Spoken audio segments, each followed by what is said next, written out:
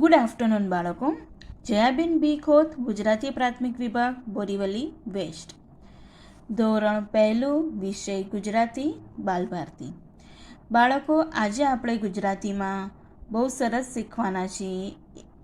તે છે એક શબ્દ આપેલો હોય એમાંથી આપણે નવા શબ્દ બનાવતા શીખવાના છીએ.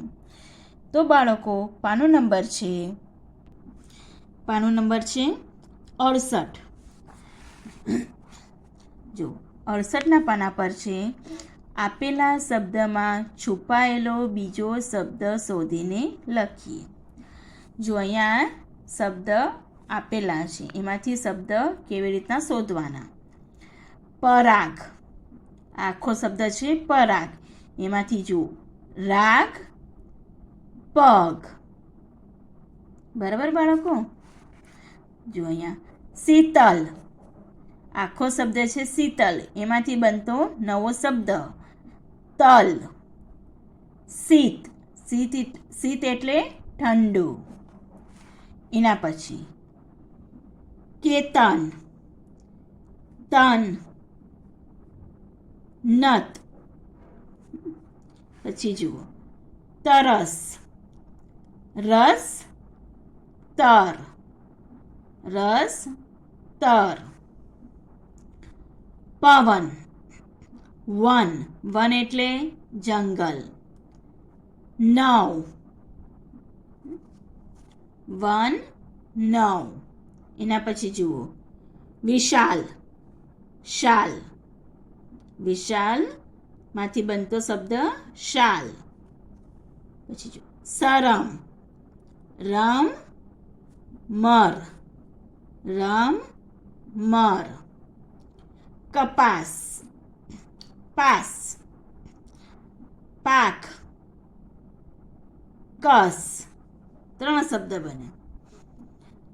તો આવી રીતના જો પાછું કરીએ. પરાગ, રાગ, પગ. પરાગમાંથી રાગ, પગ બનતો. પરાગમાંથી બીજા નવા બનતા શબ્દ છે રાગ, પગ.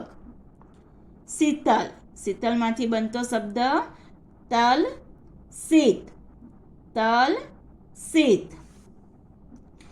કેતન, કેતનમાંથી નવા શબ્દ બનતા તન, નત, તન, નત. તરસ, તરસમાંથી બનતો શબ્દ રસ, તર, રસ, તર. પવન, પવન, વન, નવ, પવન, વન, નવ. વિશાલ, વિશાલમાંથી બનતો શબ્દ શાલ, વિશાલ, શાલ. સરમ, સરમમાંથી બનતા શબ્દ રમ, મર, રમ, મર. કપાસ, કપાસમાંથી બનતા શબ્દ પાક, કપાસમાંથી બનતા શબ્દ પાસ, પાક. કસ. તો આવી રીતના બાળકો આપે એક શબ્દમાંથી બીજા શબ્દ, છુપાયેલા શબ્દ આપણે આવી રીતના ગોતીને લખવાના હોય. ચલો બાળકો, અહીંયા નીચે જુઓ, યોગ્ય જગ્યાએ કાનો, દીર્ઘઈ અને એની માત્રા મૂકીને શબ્દ બનાવવાના છે. હવે જુઓ, અહીંયા શબ્દ આપેલા છે, એમાં આ માત્રાઓ મૂકવાની છે. તો જુઓ અહીંયા જુઓ પન, એમાં શું મૂકીએ? કાનો મૂકીએ તો પાન. ચલો બાળકો, અહીંયા આપણે કઈ માત્રા મૂકશું? કાનો મૂકીએ એટલે પાન, પાન. બરાબર. અહીંયા પણ કાનો મૂકીએ એટલે કાન, કાન. જો અહીંયા આવી રીતના પહેલાં કાનો મૂકીને વાંચવાનું, કાન. હવે અહીંયા એની માત્રા મૂકીએ ઉપર એટલે પેટ. શબ્દ બને પેટ, પેટ. હવે અહીંયા જુઓ, કાનો અને ઈની માત્રા મૂકશું. જુઓ તા, લી, તો શબ્દ બન્યો તાલી. ચલો અહીંયા કાનો 12. જો અહીંયા કાનો આકાશ આકાશ. પછી અહીંયા ટપાલી ટપાલી. પછી જો અહીંયા ટેબલ એની માત્રા મૂકી ટેબલ. તો આવી રીતના માત્રાઓ મૂકીને માત્રા મૂકી અને શબ્દ વાંચવાનો અને લખવાનો.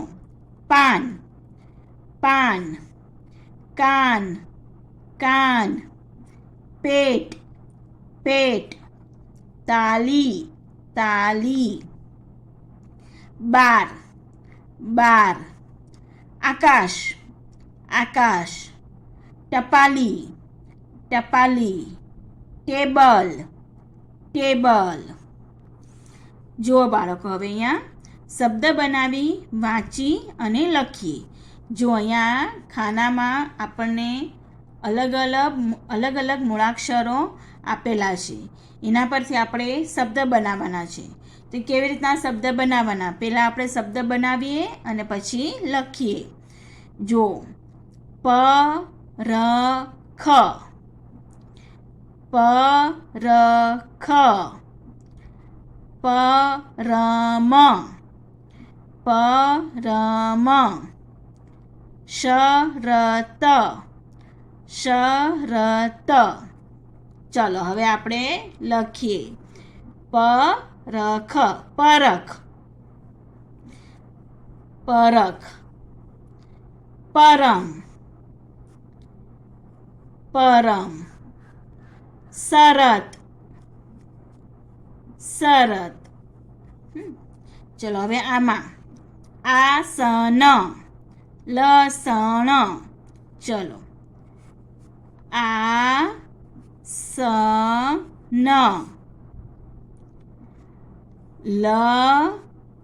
લસણ.